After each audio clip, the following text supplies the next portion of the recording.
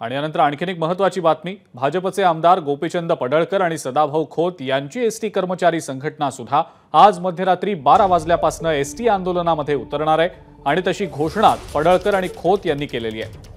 आम्ही सरकारमध्ये जरी असलो तरी आधी आमची जनतेसोबत बांधिलकी आहे, जनतेला उत्तरे आम्हाला द्यावी लागतात। एसटी महामंडळ कधीच कर्मचाऱ्यांच्या बाजूने विचार करत नाही असं गोपीचंद पडळकर यांनी म्हटलंय।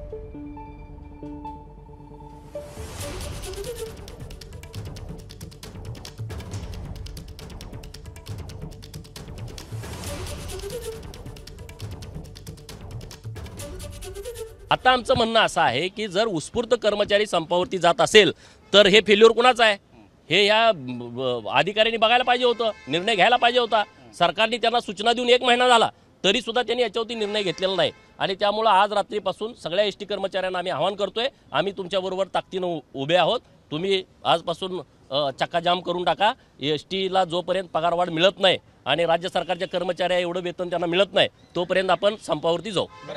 मी आणि माझे सहकारी आमदार गोपीचंद पडळकर साहेब आम्ही निर्णय घेतलेला आहे की जोपर्यंत सरकार ठोस भूमिका घेत नाही तोपर्यंत संप तीव्र करण्याचा आम्ही निर्णय घेतलेला आहे। परंतु राज्यातल्या प्रवाशांच्या दृष्टिकोनातून आम्ही असं ठरवलेलं आहे की जे प्रवासी आता अडकून पडलेले आहेत त्यांना त्यांच्या ठिकाणी सुखरूप पोहोचवा आणि आज मध्यरात्रीपासून 12 वाजल्यापासून राज्यातल्या एसटीची चाकं जागच्या जागी थांबतील।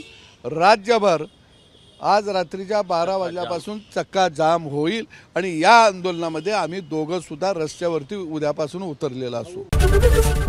एबीपी माझा, उघडा डोळे बघा नीट।